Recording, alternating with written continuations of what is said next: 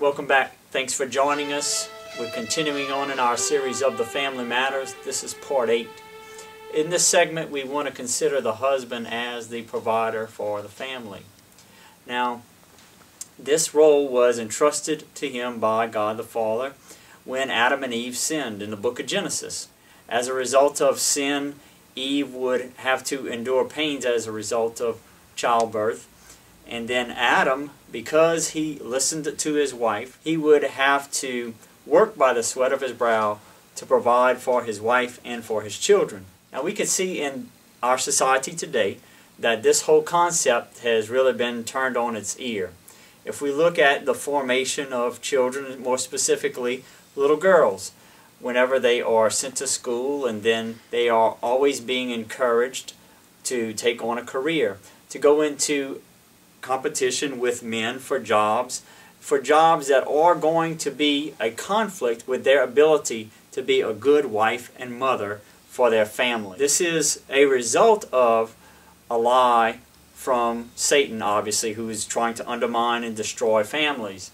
The lie is that we are required to have 2 incomes in our society today to be able to provide for our families. I actually think back to my own parents.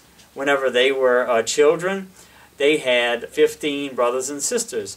Well, I know back then that they definitely were not wealthier than we are today. So now we have more income coming into families, and much smaller families, tiny little families, maybe 1, 2, at tops 3 children in most cases. And we still have to have all this income. So something's out of kilter there, something's wrong. What could it possibly be? Well, it happens to be the materialism, or in this what the church calls avarice or covetousness, having to have more things than we actually need.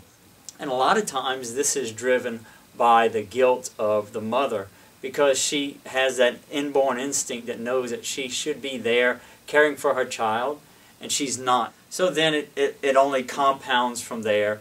We all are familiar with the rat race that goes along with having a 2-career family, and then all of the debt that families go into to be able to acquire all these things. So now, while we are working, we're not only paying for the things that we need now, but we're paying for things that we bought in the past, and we're paying interest on top of that. And then it ends up being a vicious cycle.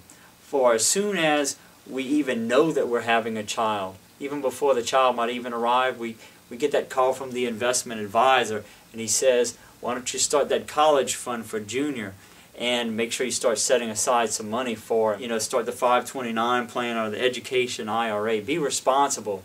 And so we have this vicious cycle going on of now we have today's expenses, yesterday's expenses, and now we're setting aside for the college education. Let us consider what it is that God really intended.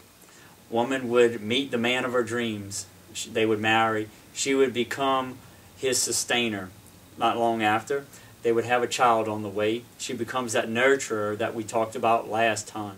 Then the husband, seeing that, is engaged. He sees the responsibility that he has to provide for this wife, this woman, and this child. They are needing shelter. They're needing clothing. They're needing food. And it's up to him to be able to provide. So he goes out and he has purpose. He has importance. He goes to his job, and he does what he has to do to be able to make things happen for that family. As he's at work, he's there able to apply himself to his job. He's not worried about if the child is being taken care of, because the child is home with his mother, with the one who can take care of him better than anybody else possibly could, the one that he loves. In order to do this, we have to have simplicity of life. We have to be able to manage our own finances and be disciplined with that. That's what we're going to talk about next time on the Family Matters. Come back and see us. God bless you.